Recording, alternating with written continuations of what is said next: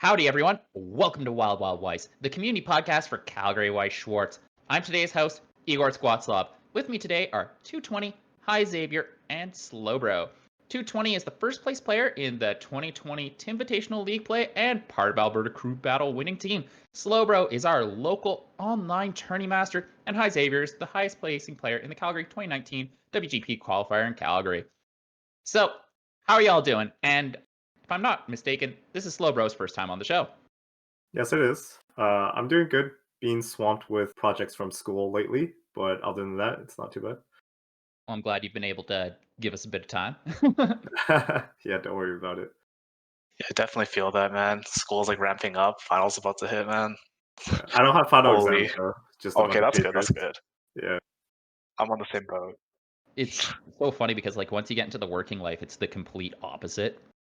Like your ramp up period is like it depends on the industry, but I found with like mine, it's after like October, November, it kind of slumps down into December. Fair. I don't miss the rush into exams from university. I can tell you boys that. Yeah, and I'm just building Free, trying to figure out what the best build is. Cool. How much playtesting have you done? Depends on how you look at it, but a lot of pants choice combo. We'll see. We'll see how it turns out. Okay, looking forward to that. Yeah, so this episode is another one of our panel-style discussions. The idea is to let players from the Calgary community pose a question or idea about Weiss that's really burning someone on the inside, and then hash it out with the other fine folks on the panel. We hope that by the end of the discussion, we'll have ended up with a few interesting points on the question stated, our own understanding of the issue strengthened, and imparted to you, the listener, with something actionable. Today, we talk about the big question on everybody's minds. How does the new ban list that came down on the 25th of November 2020 affect the Weiss Schwarz Meta Game going forward? To quickly recap the ban list, 4 series received new restrictions and 2 series had restrictions upon them loosened. The new restrictions are as follows. On Data Live, the following 3 cards, you may play only one of them. My Little Shido from the booster pack is a cheap event with fantastic optionality that allows you to choose one of 3 good effects, including removing cards and replacing them with a lower level version of said card. Worst Spirit Kurumi, the deck's preferred top end, and Uniform Toka, a very nice card that allows a Dow player to make 1 card beefy off turn and check top and keep or remove it when your opponent character reverses. From Saekano, from the following 3 cards, you may play only one. Surprise Gift Izumi, a fantastic memory compression card. Utaha Betrayal and Farewell, which allows you to save a fronted character and go to memory, and New Story Megami, the deck's top end. From Sword Art, the following 3 cards, you may play only one. Time of Reunion Asuna, a very good runner card. Knights of Blood Guild leader Heathcliff, an anti-encore from memory that can send itself to memory at will. And Spriggan Swordsman Kirito, a back row that makes pants triggers potentially comeback triggers as well. From the last set to get new restrictions, Grisia. From the following 2 cards, you may play only one. The Feeding Event, a nice event that allows salvage, memory compression, and can pay for itself. And Genius in both name and reality Kazuki, a card that can send itself to memory to save another character. As for reduced restrictions, Idolmaster Cinderella Girls, Akagi Mirai, a Search Ricky, and Rin Power of Smile, a very big early play, are no longer on the restricted list. Kantai Collection, Clumsy Girl Inazuma, an on-death salvage Ricky, is no longer restricted. Unfortunately, Action Common remains limited. So, now that we've introduced the changes, how do these added restrictions affect the metagame? And will loosened restrictions even matter? I'm just going to jump in here and say Power of Smile is the finisher, not the early play. Oh, my bad. No problem. The early play should be TP Rin, which is not on the restricted list, I think. Right, thank you. Yeah. I guess I'll talk about Grisia first, because that's the deck I've played a bit with. This deck is like much worse with it because these 2 cards interfere with one card's ability, the 1/0 early play, not early play, the bomb, which gets 2/5 and +1 soul, and with 3 or more in memory. And without having basically both options to send stuff to memory, the deck gets a lot worse because it has much less pushing power.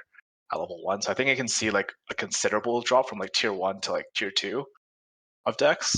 But I think it'll still be like a good contender. It just won't be as consistent now.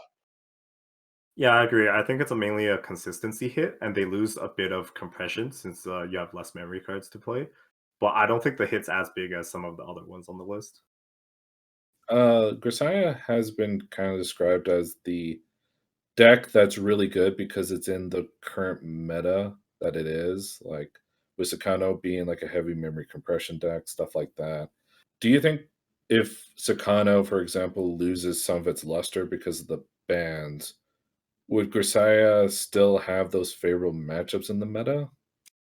I would think so, because like another good matchup it did have was against Slime, because it could push early, it could prevent the early play heals, and it's just really annoying for all that. And I think Slime will definitely move up the tier list once all these bans are in place. So I definitely can still see Grisai being a good deck for some like anti-meta deck basically, which is just like stops the early play healing, prevents pushes damage early, and can really like push its own game plan without worrying too much about the opponents. Yeah, I think just having anti-heal and being like a very solitaire kind of playstyle, it'll still be a very strong meta contender. What alternatives does Grisia have to push stuff into memory now that these two are choose one? I mean, there's still 8 cards, right? They still, because if you choose one of them, you're playing 4 of this of like one of the 2 cards, and then you have the 4 that go into memory with the anti-heal. So it's still 8 cards that could potentially go into memory. So I don't think they could necessarily replace any of these cards, but they still have a lot of memory compression as is.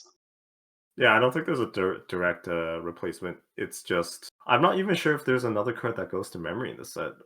But you'll have to play something else, and yeah, you do lose that bit of consistency and memory compression.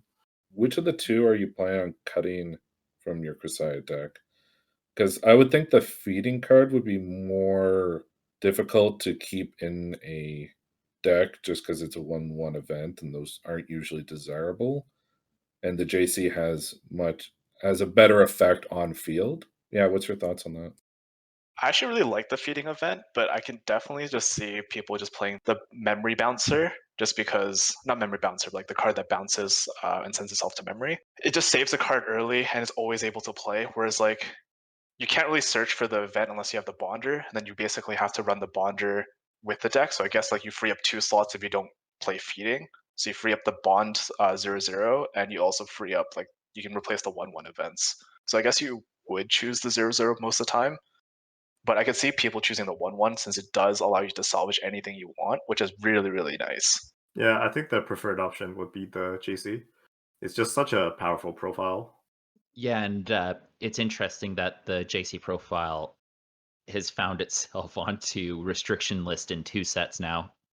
It's just so good. It recycles a resource, it gives you memory compression, and it denies opponent on reverse plays. Plus, I think the Grisia one mills too on play. Yes, it mills too, so it is free milling as well. Yeah, it's just such a powerful profile. All right, so what set do we want to talk about next? Well, Saekano, the big front runner everyone's wondering about, the tier 1 deck that for so long. I'm not too familiar with the other cards in the set. I do think it was the heaviest hit on the list, though. I'm not sure how well they can replace everything on the restricted list. They got both their engine and their top end hit because like Grisia squeaks away without getting the top end hit, right? Yep.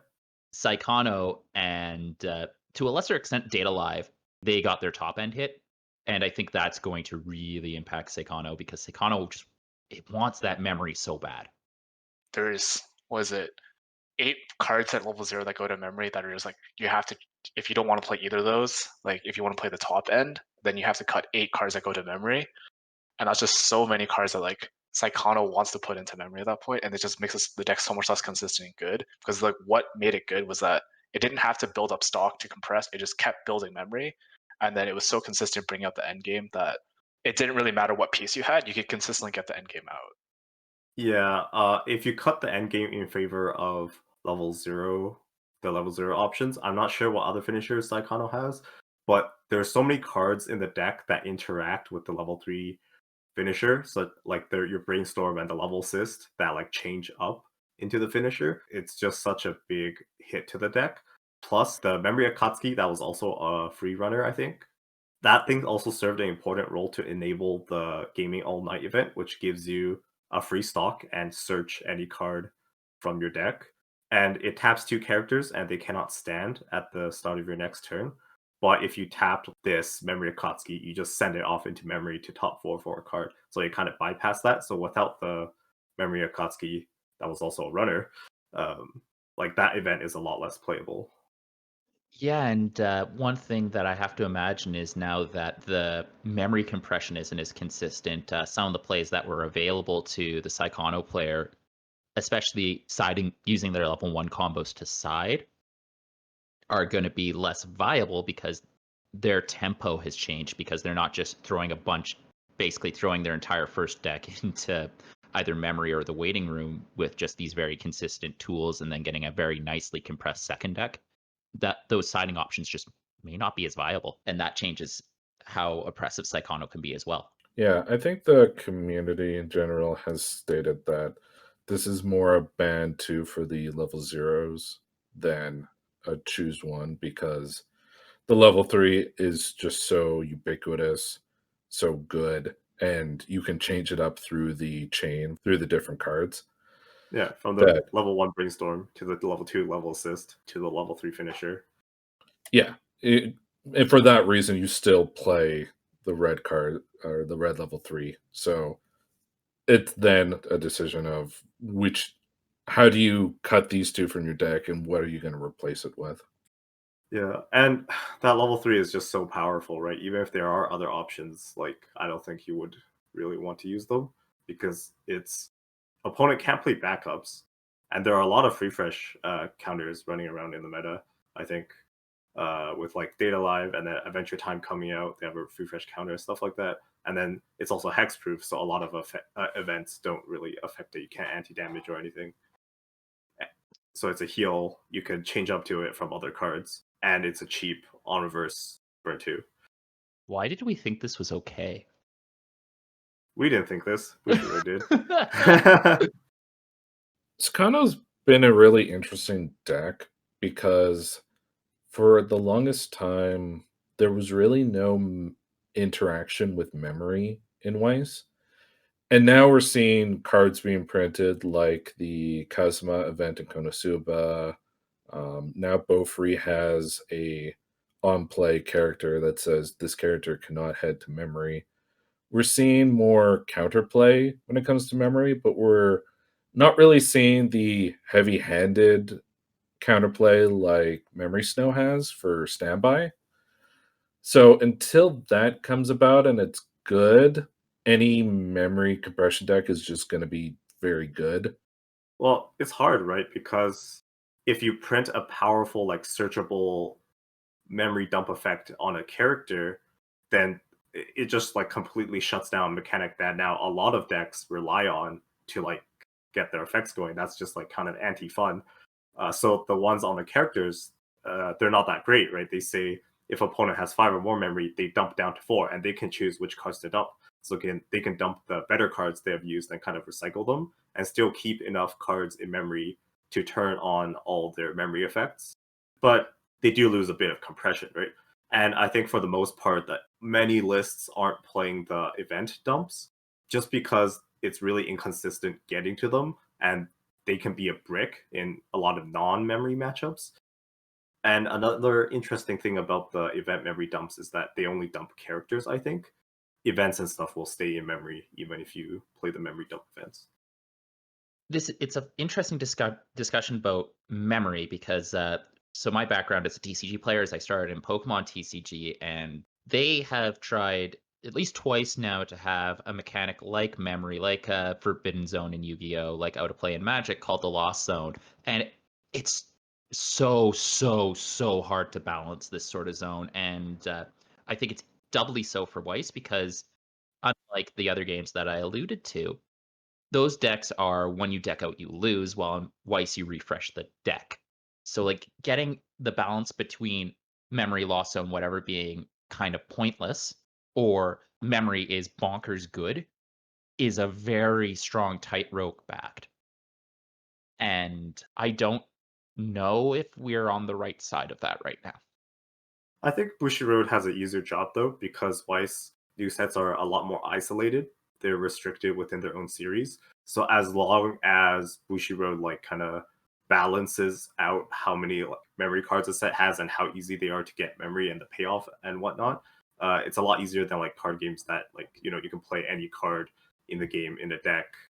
So Bushiroad has a lot less things to consider, and I hope they don't like as some hate is okay, but I hope they don't go like too far down that path and just like try to balance the sets more. Yeah, I guess what I was trying to allude to is they had two options. They can print a very, very powerful anti-memory effect in a set coming up, or they can choose to ban a little bit of Saekano, try and keep it still viable without it being overly represented and just extra powerful when it comes to compression and doing attrition to your opponent. Yeah. So I'm kind of happy they went with this route rather than printing the really powerful anti-memory stuff, but I'm also happy they're printing some basic stuff just in case the situation were to happen again. At least we can say to ourselves, well, Beaufry, for example, has some cards. Maybe I played that just to counter Saekano and other decks in the future that could have the same effect. So overall, what's the opinion on Saekano post Banlist? Do you think it'll still be a better contender, or is it like a lot worse? Because I don't know those. I'm not too familiar with the set, but the hit looks very hard. From where I'm seeing and watching Kilua test, it's not looking good. Yeah, I'm on the opinion that like the deck is either tier 3 or just like worse, because I don't think the level 1 combo is very great. The deck relied heavily on its memory compression just to like get it safely to like level 2, level 3 without being able to die easily to a bunch of these finishers. But now you can't really do that because you have to run the finisher over the other two zeros. And you can't rely on a good level 1 game or like early game to like really push damage against your opponent. So the deck looks like it's gonna be struggling a lot. I think it's still a strong deck. I just don't think it's the deck you have to pay attention to when you go into a tournament. You don't have to build your deck in case you have to fight against Saekano. You now have a bit more freedom in that aspect. Yeah, that sounds fair. So let's move on to Data Live. And I think we have at least one or two people who do play Data Live on the panel, so that helps us. Yeah. Hey. So, Slowbro, what are you thinking about Data Live? I think Data Live is a very versatile set, so I don't think the hit is like restrictive. But if you look at the popular decks, the hit is very it does hit very important cards. So if we start off with the finisher, most lists will still choose to play the finisher, I think. So this will be the choice for most builds. But Kurumi, it's not like a super explosive finisher. It's more of a utility finisher, and the deck plays very defensive, basically trying to outgrind the opponent. And Kurumi is very nice because two of its effects are basically free as long as you play the climax, and they can be very disruptive. But it's hard to just like push a ton of damage with the card because one, you don't get any soul from playing a standby trigger, and two, say you have two Kurumis on board, which is like kind of the average number, sometimes three if you had a good hand and good early game leading into it. If you only have two, you stock swap with one, maybe you burn with the other one. All you're doing is stock swap attacking for twos and a burn three. That's not like a ton of damage. So losing some of the defensive options in the set does hurt it. There is a quad color build that doesn't play the Kurumi finisher, which could get more popular. I've tried it a few times. It's not too bad, but it's not like the most impressive build. But with that build, you can choose to play both of the 1-0 My Little Shido event and the level 3 negate soul counter, which is quite powerful. And then the My Little Shido event hits the choice build because that build was playing both the events as well originally with level 3 finisher.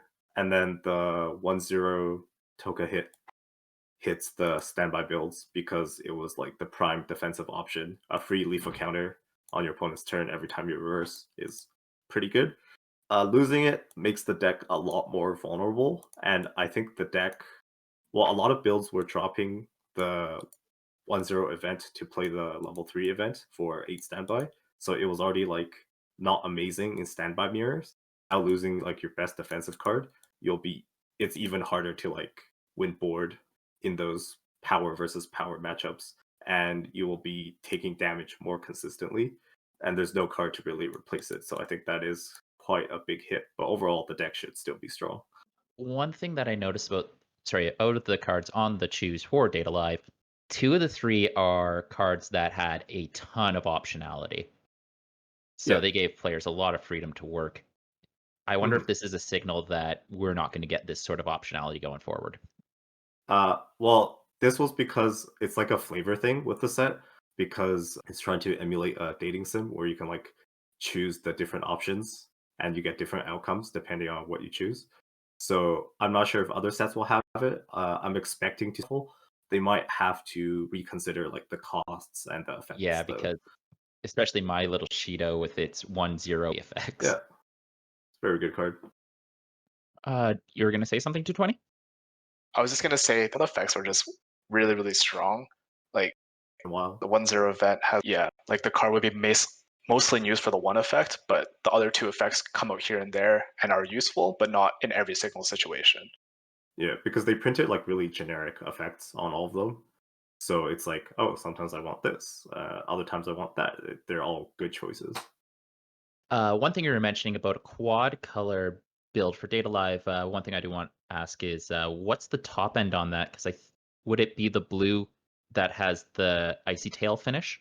You play 2 level 3 Climax combos in that deck, and you can splash any of the generic finishers if you want. One of them is the Icy Tail one. It's on play top 3. Climax combo gets 1k, Icy Tail 4 on attack, and then when he attacks, opponent can't back up.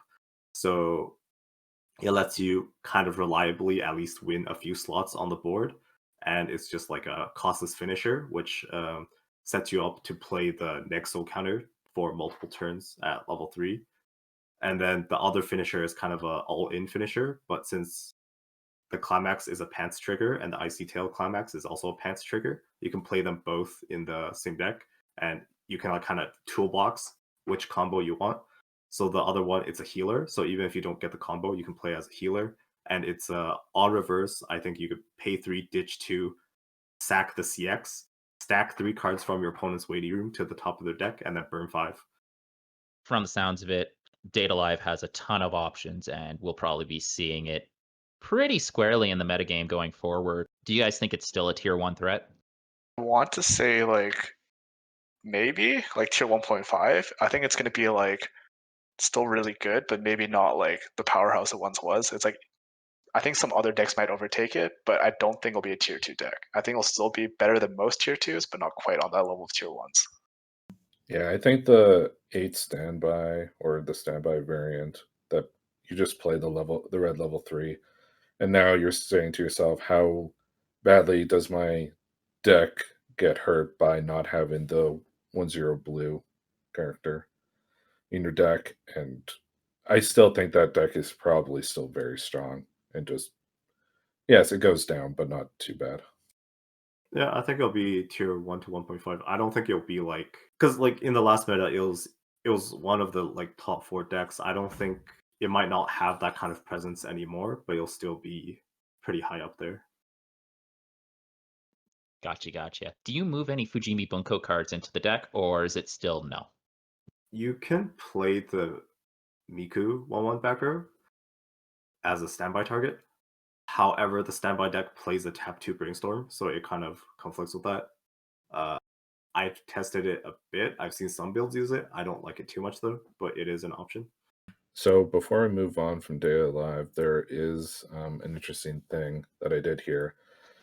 For the English ban list, Bushiroad sent out a statement a couple hours after the Japanese ban list announcement for Data Live, saying that they are looking into and keeping an eye on Day Day Live for English, which is interesting because, as far as I know, that's the first time they've ever done that. So when this comes out in English, we might also have some real bannings on the on the English ban list, which hasn't been used for such purposes yet. But yeah, something to look out for. I think that's a really smart move for Bushy SEA. They get to see if this deck is actually toxic in English, and I'm not 100% sure that it will be just because of some things running around in the English metagame the way that North American players play. The other thing is it also means that they get to see if they like banning over editing cards in preprint. And I think I would prefer a ban list over nerfed cards in print. I agree. One of the nice things is it might, and if English does go to a ban list, we might get a unified format, which could be really interesting. Do you mean like they would just sync up the ban lists? Yeah, like if they decide to go to a ban list thing and going forward long enough that sets that have version E's, like Haruhi or Nisekoi, aren't relevant, maybe a unified format and an English only format could be things, and we'd move kind of closer to what every other TCG has, where international players play together. Okay, I see your point. Fair. Right, so there's one more set from the restrictions, right? Yep, Sorter it's Online. Sao. We should have gotten a sound player in here. Yeah, can't say no too much about Sal right now.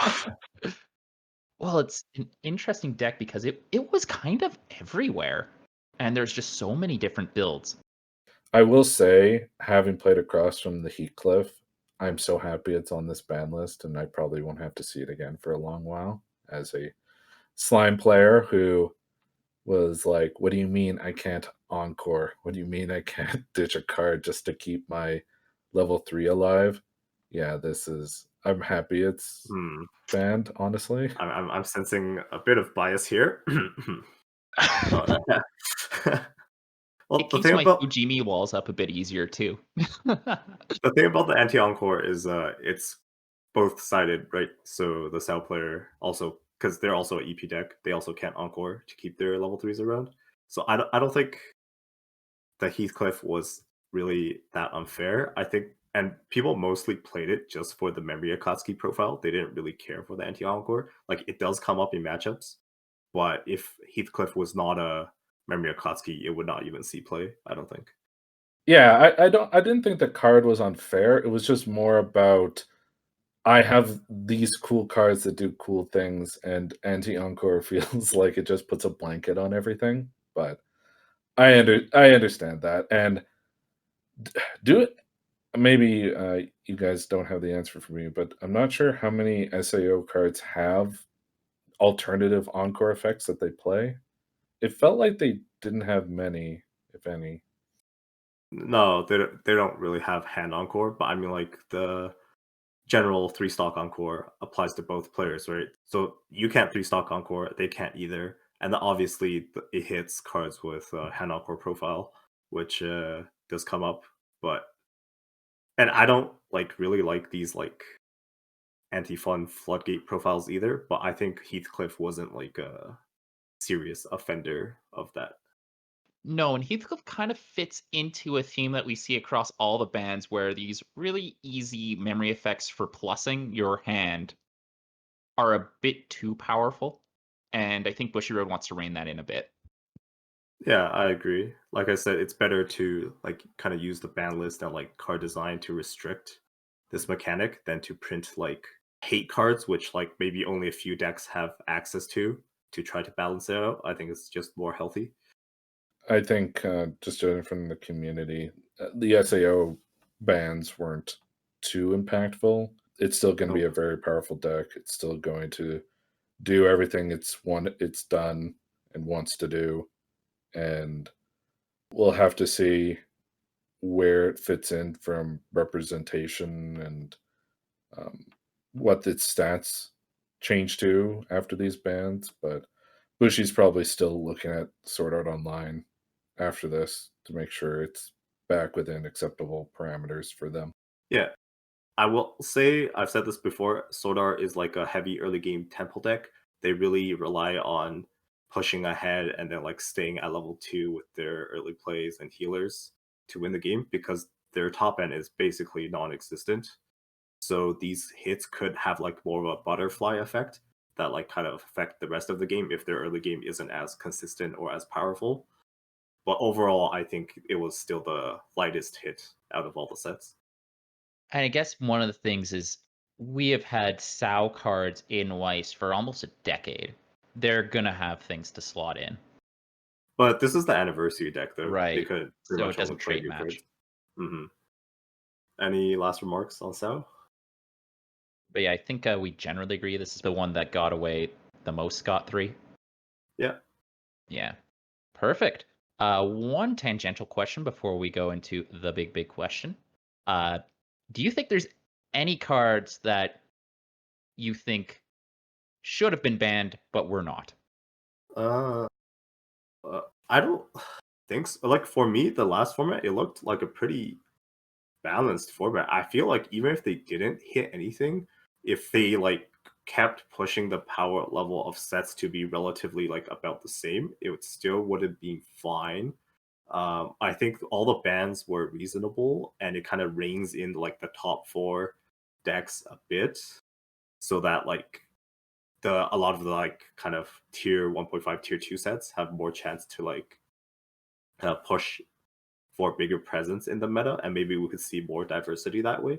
But overall, I don't think there was too much that needed to be banned, and this was a very fair ban list, except maybe to Saekano, who got the heaviest hit. I can't think of any cards that needed to be banned besides the cards that were listed. I'm even like on the side that some of the cards on the list shouldn't have been banned. All in all, I think this is like a fine ban list. Nothing outrageous, nothing super interesting was banned, I guess. Everything was like pretty within parameters.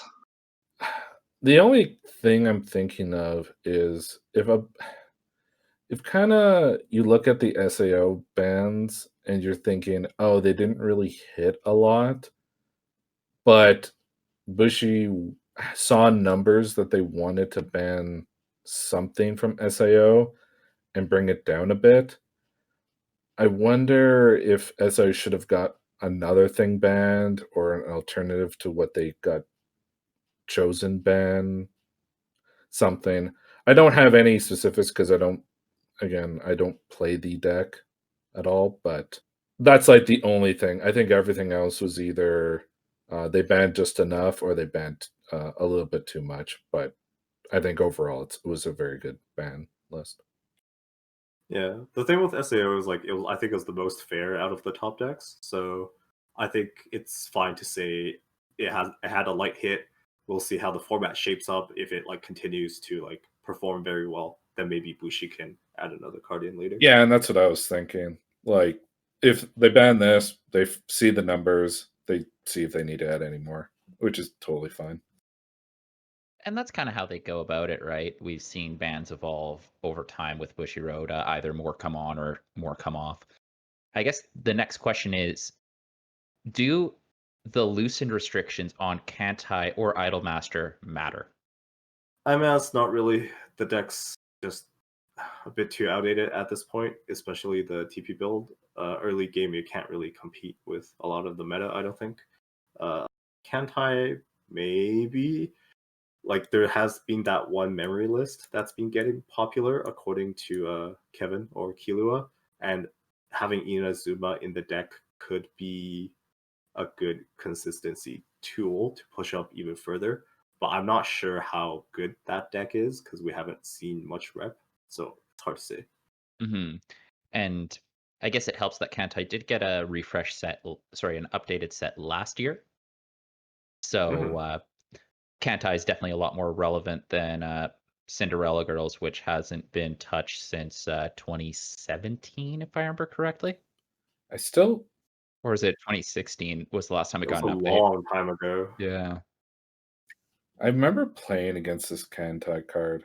I don't know when I did, but it just seemed really strong. So I don't know. I haven't seen a Kantai deck in quite a while, but if anything was going to bring it back into at least a bit of playability and around the local scene, definitely this card being unbanned would do it. Yeah, but at the same time, I'm not sure if I would see Kantai Collection as anything more than tier 2.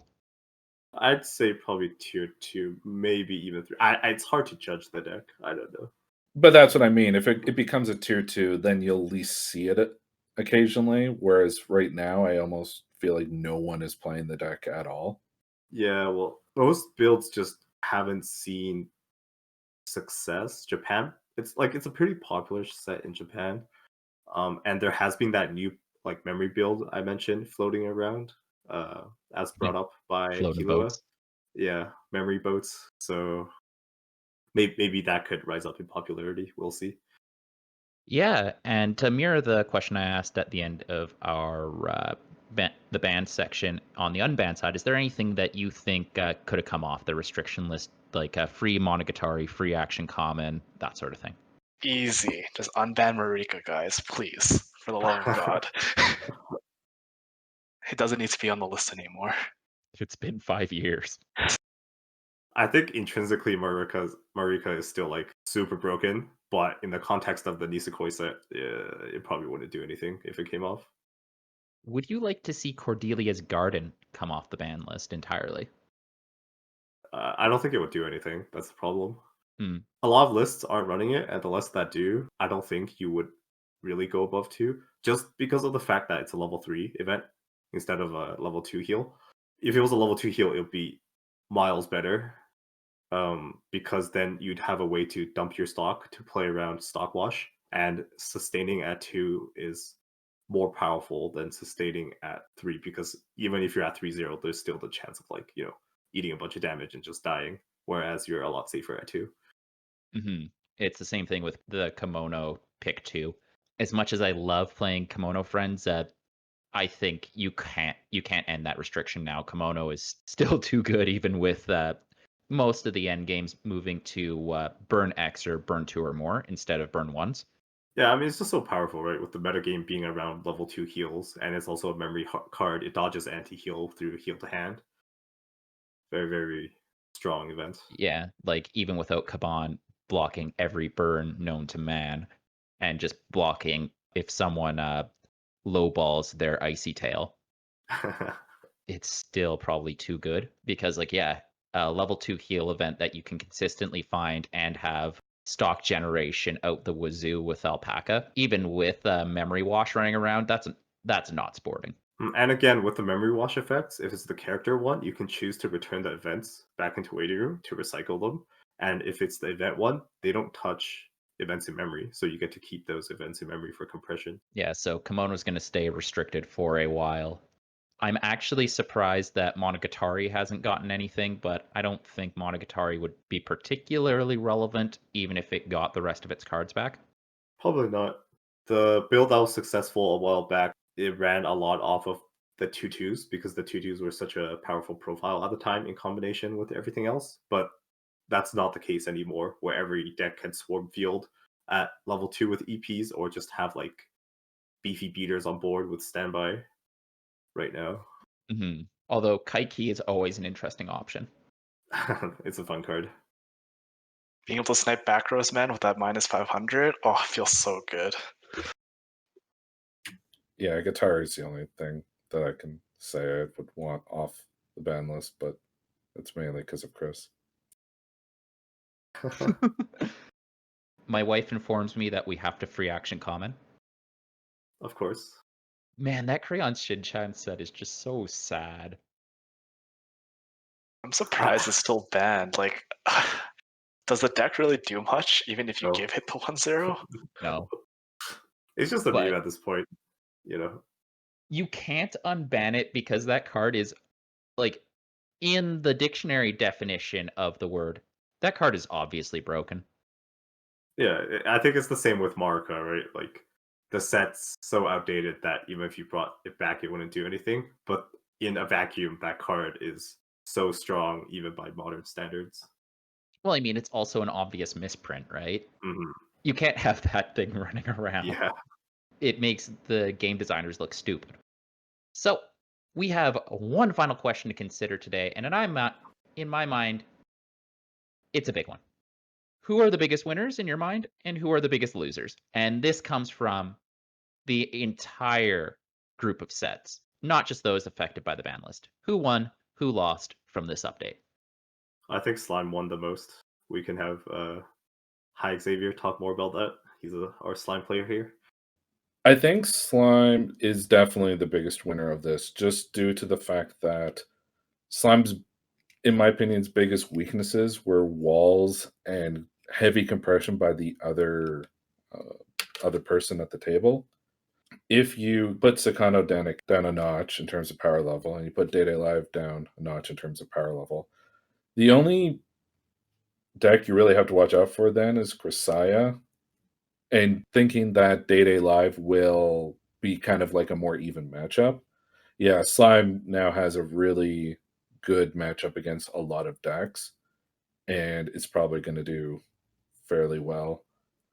Especially since we've already been confirmed that there's a set 2 coming out, so eventually we're going to have even more cards to play with, and Slime is just looking for a really good finisher, and I think that deck just takes off with what it already has. Yeah, that's the main reason I'm pushing Slime. A lot of other tier 2 sets are going to see a big boost, I think, as well. But since Slime's getting that new set, I think it has a lot of potential to take over the meta in the future. I think the other winner, sorry, is Konosuba and DC to a lesser extent. I think those two decks have been just waiting for a chance to have a little bit of breathing room, have a bit of, to borrow a term from hockey, time and space, not getting attritioned by Saekano and being able to play a bit more with their cards. So yeah, I'm looking forward to those two decks coming into more prominence. Do we see Charlotte reassert itself? I mean, I don't really like. Probably not, but its worst matchup, Saekano, just got heavily hit on, so we could see a rise in it. Yeah, like the deck is just like super consistent, can blow someone out at level 3 in that sense. But I feel like the deck is not great playing with it a couple times. You're just hoping not to die. Is not proactive enough, I guess. It doesn't try to try to kill you. It just hopes that you can't kill it, itself, and then just try to war of attrition you, and hopefully it wins by the end of it. But if you get pushed early or anything like that, the deck just sort of crumples a bit. Yeah, I feel like the deck itself isn't good into the heal meta because a lot of other decks just have better compression and like sustain engines. And even with Saekano dropping off a bit, the DC's top end level 3 of choice is also hexproof, so that just like screws over the Charlotte, anti-front mechanic as well. Does Charlotte have hexproof on its level 3? Yeah. With the back row. Do you have any dark horse picks for decks that might just kind of run up other than like our biggest winners of like Konosuba and Slime? What do you think about ReZero, JP, or 220? I think ReZero is a pretty good deck. Like, it was seeing a lot of popularity, I think. Even like in the previous meta. So I can definitely see it being really good because it's one of the other few memory compression decks left that are still really, really good.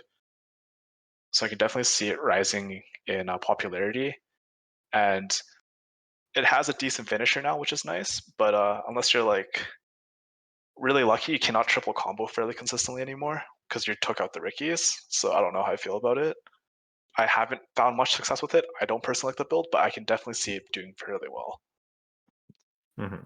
And just looking at kind of some of the stats that Kilu put together, and I kind of crunched some numbers. About 1/3 of players that played ReZero in Japan's WGPs for 2020 did get X1. It's solid even playing in the pre-ban setup. It's sort of insane, honestly, considering it wasn't considered tier 1, that so many players got X and 1. That's really impressive. Mm-hmm. The one I think is absolutely hilarious every time is Fate Goes 50 50% of players making top 4, but I think only one of them actually made X and 1 just because of the way that top 4 worked for the WGP shop challenges. I think Fako's a set that could see some rise as well, but I'm not like super big on the set. It's a very like generic standby sort of shell that the deck has. I wonder if that set was so popular just because it had come out and the series is popular, less so about its card quality. Of course, this is all conjecture. Yeah. I have I have very little knowledge about the set. That could definitely be a factor in my opinion. But the set's alright. Like it's not bad. It's just not that impressive. It's just kind of funny how it ended up making actually, and then the guy who the poor guy who played JoJo, or the guy who managed to get Hina Logic into top. Sorry, no, Hina Logic into an X1, but he got denied top because he was Weiss and not Schwarz. Yeah, I think that way of organization is just not great. I hope they change it up for next year, but we'll see. Yeah, I'm not happy with that. That just about wraps us up for today.